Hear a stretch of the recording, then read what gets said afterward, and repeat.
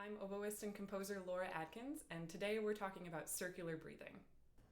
If you haven't watched the intro video on my YouTube channel, I would recommend that you do that first, because in that video I go over what I mean by extended techniques, as well as the overall structure of this method book. Circular breathing is a technique that allows you to inhale while you are still playing a note on the oboe without taking a break. The key to circular breathing is to store extra air inside your mouth and use your tongue and cheek muscles to exhale that air while you take a breath in through your nose. If that sounds complicated, don't worry, we're going to break it down step by step. So the first thing to do is to puff your cheeks with air and then use your cheek muscles to force that air out of your embouchure, out of your mouth.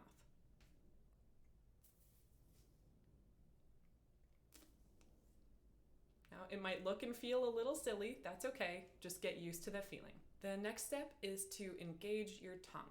So overall, we want to be using our tongue more than our cheeks to force that air out of our embouchure.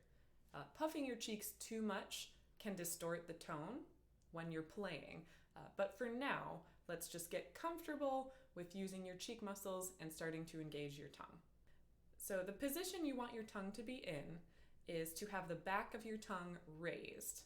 It's the same position as when you say the vowel E. So go ahead and say that and feel how the back of your tongue raises to the roof of your mouth. E. Good.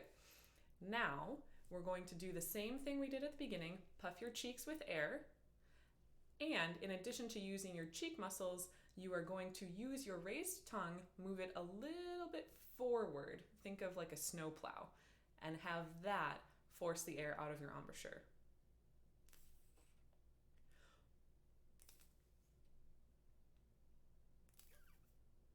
So as you get more comfortable with this, puff your cheeks less and use your tongue more. I also like to keep my hand in front of my face so that I can feel the airstream that I'm using my tongue and cheek muscles to exhale. Most people will still have to puff their cheeks a little bit, but you want the air to be sort of lower in your cheek muscles as opposed to up here. If the air is stored up here and you're really puffing the top of your cheeks, I have found that that can distort the tone a lot. So work to keep the air lower in your cheeks instead of, you want something more like, right? And again, practice with your hand in front of your face so you can feel that airstream. Once you're comfortable with that process of exhaling, we're going to add the inhale. The inhale is through your nose. So go ahead and give it a try. As you are exhaling with your tongue and cheek muscles, try to inhale through your nose. If you did that, congratulations, you just took your first circular breath. If you weren't able to do that, that's okay, no worries. We're gonna help you get comfortable with that feeling. So if you were not able to take a breath in through your nose, let's back up and just try to breathe in and out through your nose, but keeping your mouth open.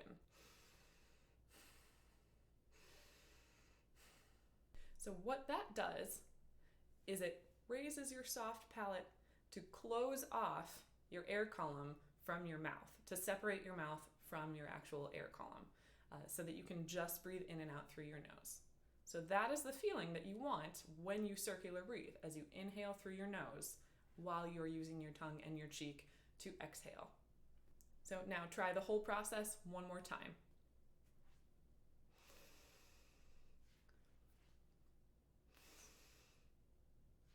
Once you are comfortable with that feeling, it is time to work on the transition back to your regular exhaling, back to using your abdominal muscles to help air from your lungs.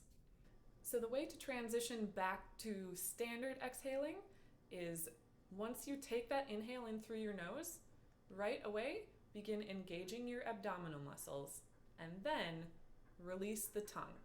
So you inhale through your nose, engage your abdominal muscles, and then release your tongue, opening the back of your throat so that you can get the air from your lungs out through your embouchure. This transition will be rocky at first. That's okay. It just takes time to get used to the physical feeling. So take it slow and just work on it a few minutes each day. Once you're comfortable with that physical feeling, it's time to add the reed. Now, as you take your first circular breaths on a reed, the pitch will distort, and that's okay. That's totally normal.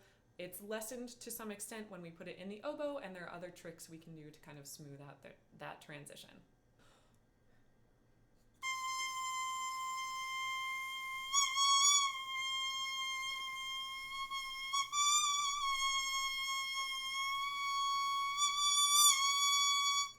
So you can hear, even as I'm doing that the pitch goes much higher when I take a circular breath.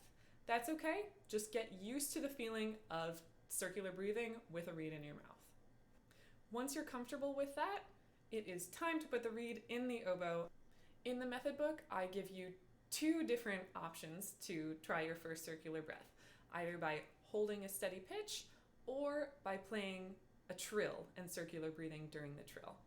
When you use circular breathing in repertoire, it's often best and easiest to sort of hide that circular breath during a trill or during a run of 16th notes, something where there's a lot of motion happening can kind of help cover up the circular breath in that transition. For right now, just get comfortable taking circular breaths on different notes in different registers with different levels of resistance and with different trills. See what feels good to you.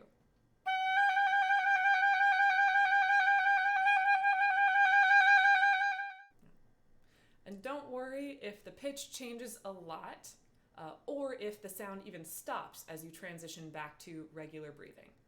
That's okay for now. We are just getting started. Get comfortable with the feeling, and then we can work to smooth out that transition. Working to smooth out that transition usually just involves playing with how big of an inhale you take, how strongly you are using your tongue and cheek muscles to force the embouchure out, and if you have to do any small minor adjustments to your embouchure when you take a circular breath. Like any of these techniques, it just takes a little bit of experimentation and patience with yourself. The etude in this section has you circular breathe exclusively during trills. I wanted to give you plenty of time to get comfortable with working on the transition from circular breathing back to regular exhaling with a trill to kind of give you a little bit of cover. So take it slow. Remember, there is no hurry, and be okay with it sounding a little bit bad at first. That's all right.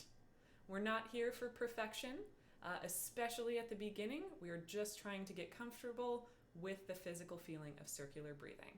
You have to be okay with it not sounding as good as you want it to, because being bad at something is actually the first step to eventually being good at something.